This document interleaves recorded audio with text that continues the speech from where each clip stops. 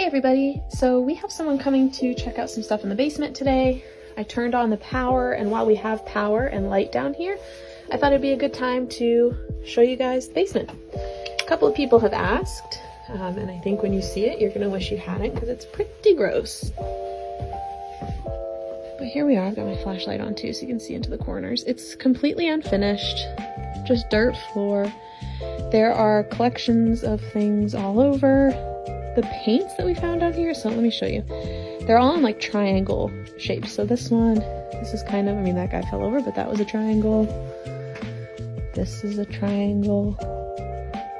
So I don't know what that's about. Somebody very organized or specific about how they stack things. Lots of spider webs.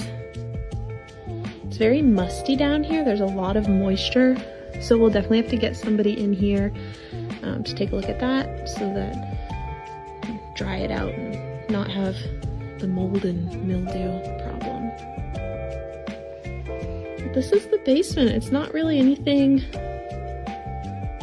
great, but you guys wanted to see it, and I am a woman of my word, so I will continue to share whatever you guys want to see. The crawl space that extends back, that's underneath the kitchen and entry area. But yeah, here we go. Basement tour complete. All right, today we're clearing that box of magazines out. It's all trash. There's like mouse poop all through it. They're torn to shreds, so no saving any of them. I've been putting this job off since I cleaned out this third floor, which was like a month ago now. I just don't love carrying contractor bags downstairs, but I've got my mask because it's all disgusting. Got my gloves, got my contractor bag. Let's go. Turns out I was kind of wrong. A lot of these were dirty and tattered and not salvageable, but I did end up with a little stack of magazines and goodies that I found in this box that were in decent condition that I think will be fun to go through. All these magazines were from the 70s and 80s. There were a few books in the box and a couple of other miscellaneous items. And while I wasn't able to keep a lot of them, I'll be sure to show you guys what I did keep. Carrying these bags down was exactly the reason I've been putting this job off. They were so heavy, even though they're not even like halfway full. I really struggled, but I got after it and got it done, and I am happy that that can be checked off my list. If you've been following my page, you know that I'm getting a new roof installed in October. And you probably also know we have a water leak in one of the third floor bedrooms. Luckily, my dad was able to set up this little system that contains the water leak to the third floor to prevent further water damage on the second and first floor. And we got some rain over the weekend, so I figured I would show you how I clear out these buckets. I started by getting the shop vac in and getting it all set up, which I always struggle with and make it harder than it is for some reason. And then I went downstairs to turn on the generator. We set the generator up by a window so that all the fumes just go straight outside instead of filling up the house. Then I head back upstairs to suck all of the water out of the buckets and into the shop vac. To empty the shop vac, we have a hose that runs out the second-story window. I've had a mishap with this before, so I always come down and double check that the hose is still out the window, and there it is on the ground there. Before I turn it on to pump all the water out. And then once I'm sure that's set up correctly, I come back upstairs to turn the pump on.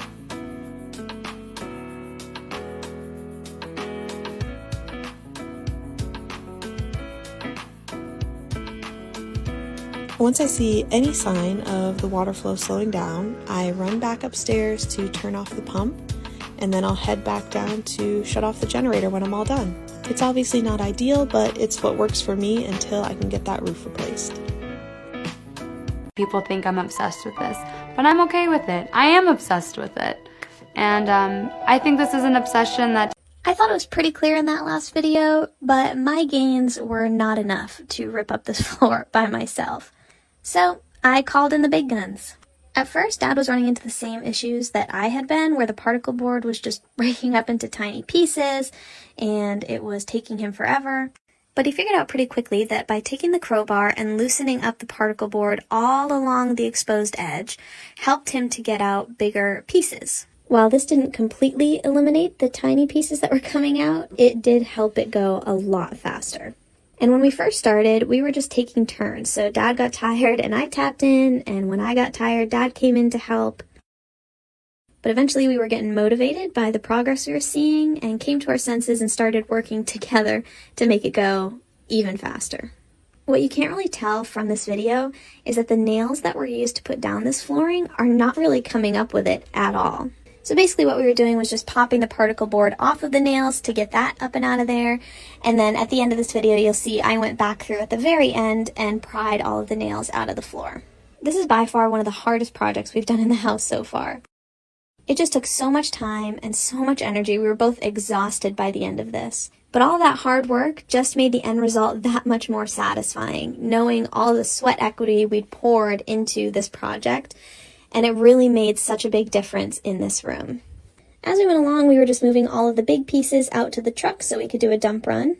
And we saved all these little pieces just to pick up at the end before doing a sweep of the room. At this point, the nails were still on the floor, so the brooms kept getting stuck.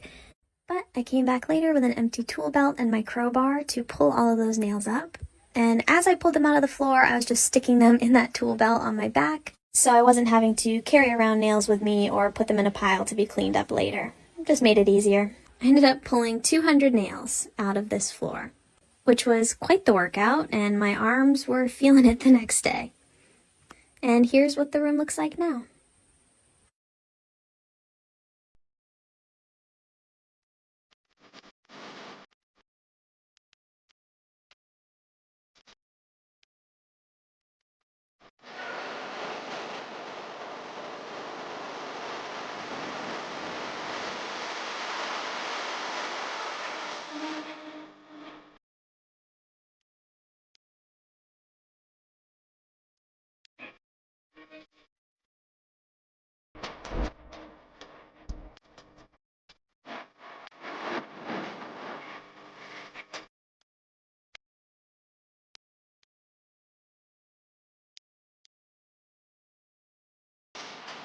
A few weeks ago, I took the closet out of this front bedroom on the first floor, but as you can see over there in the corner, there was still some drywall and wood paneling to come down. I started on the side with the framing, which was easy to pry away from the wall, and then Dad came through to take down the lip to the drop ceiling, which made it easy for me to remove the wood paneling. It took me a second to get in behind this drywall, but once I did, it came off in two big, easy pieces.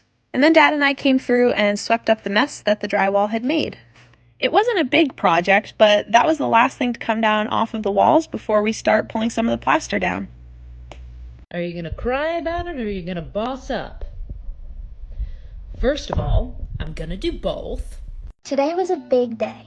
Since I bought this house in July, I have been wanting to pull down the walls that close in the staircase on the first floor.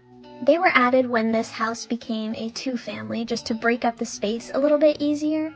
Luckily, my incredibly talented interior designer and sister, Kate, came through for me, and she put together a plan to connect the first and third floor as one unit so that I could open up this staircase, and then the second floor will be the second unit.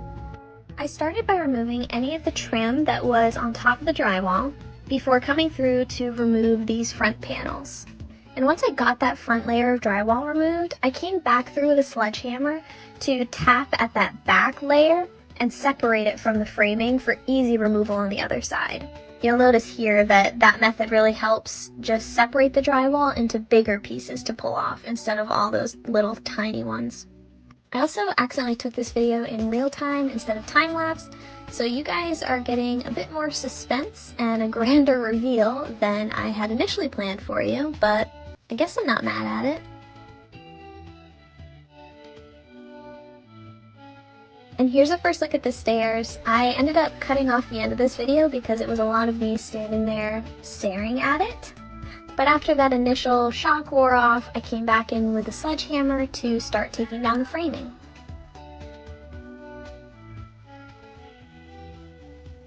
If you followed my page for a while now, you know that I had zero renovation experience when starting this house. So this is me just figuring it out as I go along. I was just trying whatever I could think of to get the framing apart, and my method actually worked out pretty well.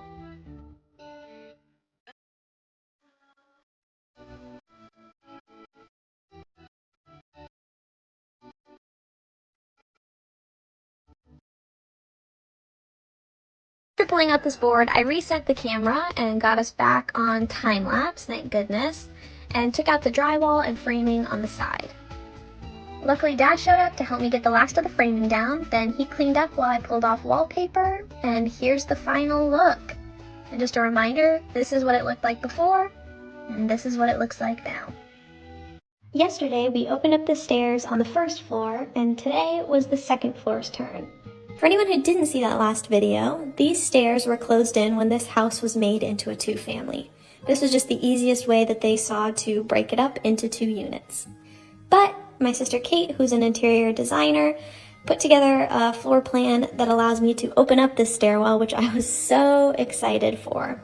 And if you didn't watch the first floor video, I highly recommend you go do that because it made such a big difference in that space. We had 2 doors still connected to the framing up here, so I started by taking those off along with any of the hardware that was attached to the frame that I thought I may want to reuse, and then got to work taking down the exterior trim. There's identical framing on the other side of these doorways as well, but it was tricky to get to them over the stairs, so I left them for now and just got to work pulling down the drywall. The front pieces were easy because my ladder could go just about anywhere, but on the back side, it got a little bit tougher. With a little bit of problem solving, I was able to get that top sheet out in one big piece, and after removing some of those boards, got the bottom part out as well. The top of this framing is not even nailed into the ceiling, but the sides and the bottom were nailed in, which made it a little bit tricky to remove. The sledgehammer was like my best friend during this project because it helped me to loosen up the framing enough that I could pull it down in bigger sections. And then here I'm just separating the wood to make it easier to carry down the stairs since it is a pretty narrow stairwell. I'm taking all the wood down to one of the bedrooms on the first floor where we've been storing these spare pieces of wood just in case we end up needing them for any little projects around the house. Then it was time to take the drywall downstairs, so I did the big pieces first, then the mediums, then I went through and picked up any remaining little chunks on the floor to put in the bucket and take that downstairs. I also brought the crowbars, ladder, and sledgehammer downstairs and brought back up my brooms so I could sweep up this mess. I always sweep up when I'm done, it just makes me feel so much more accomplished. And now here's the stairwell from the first floor now. I am excited to sweep it and restore it, but we'll still be using this as we do more construction through the house, so that restoration video is probably a little ways down the road. But just look at all this detail and how bright the stairwell is now. And if you go back and rewatch the first part of this video, you'll see I tried to get similar shots so you can tell the difference that it made. And here is what the view of the stairs from the landing looks like now. It made such a difference in this space.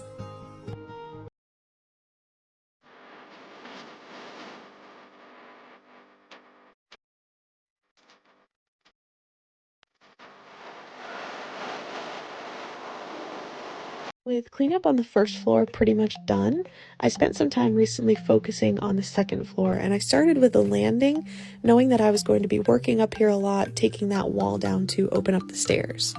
Like most of the rooms up here, the landing had this flooring that was sitting on top of the hardwood. It's not even glued down or anything, so it's pretty easy to remove, and I usually end up finding some pretty cool little treasures underneath. In some rooms that was newspaper, but in this room it ended up being a few cards and a penny, which I'll show you in just a second. So we had an ace of spades, a number 1 card, and this little Jiminy Cricket card, which I actually found a few of those Disney cards while cleaning out the rest of the rooms up here. So now I have a nice little collection of them.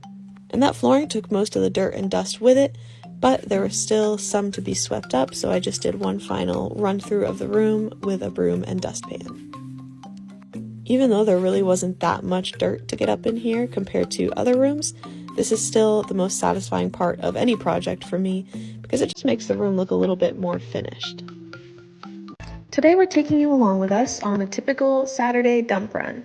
As we work through the week, we bring all of the trash and debris down into the first floor kitchen to make loading the truck easier on dump days.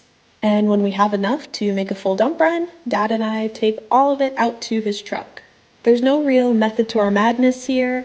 We just try to get as much into the back of the truck as possible so we can do fewer dump runs.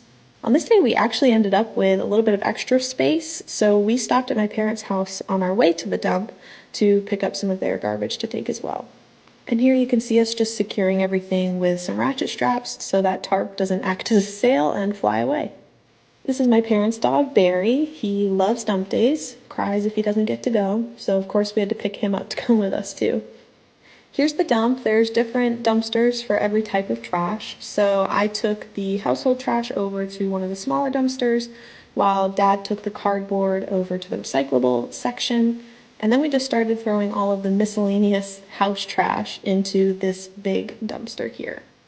At one point I climbed up into the truck bed to throw some of the trash from the back so that we could lighten the load a little bit and open the tailgate to make it easier on ourselves. Dump day is actually a pretty good workout because it takes some muscle to get everything into the truck, and then you really get your reps in here throwing stuff into the dumpster. At the end of this load, Dad and I had a big piece of wood paneling we carried over together, closed up the tailgate, and we were ready to head back to the house. Hey guys!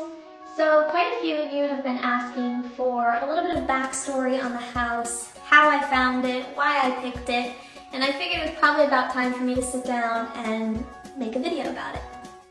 I also just have to take a second to thank all of my followers. When I made this account, I really thought that I was just making content for my friends and family that are out of state and wouldn't get to see the progress as we went. And now I have over 300,000 of you that have chosen to follow this journey, and I am so grateful for every single one of you. So I just have to take a second to say that. Go back to the house. So as I explained in my little About Me video, I grew up here in Maine. Both my parents grew up here. A lot of my family is still here. But I went to school in Florida, and I lived there for about 7 years, always knowing that the Northeast was where I wanted to be. This is my home. So when my job went fully remote due to COVID, I started planning my move back to Maine. Even before I had moved, I was researching houses. I knew that I wanted a 2-family home because I liked the idea of the additional income. I was open to the idea of a fixer-upper. I didn't know the level of fixer-upper I was getting, but I was totally open to it. I don't mind getting my hands dirty, as you guys have seen. But everything that I was finding, my parents went to tour, and nothing was really hitting the mark. It was either they were in too poor condition and too expensive for the condition that they were in, or it just wasn't really right. So fast forward a few months, I'm now living in Maine, still looking but not really finding anything, and then my dad has this brilliant idea. So he actually grew up next door to this house, and he knew the family very well that lived here. They had kids that were about his age, so he used to play over here and hang out and spend time. He's got stories from all over this house and in the backyard. And the house was still owned by that same family when I was doing my house hunt. It was not for sale, but Dad still reached out to them because he knew that it had been sitting vacant for a little while, just to see if they would even be open to the idea of me buying it. So I got to come take my first tour of the house in the fall, and I completely fell in love with it. It needed a ton of work, still does, but I saw its potential, and I just felt like I had to be the one to bring that out of it. And here we are, 2 months in.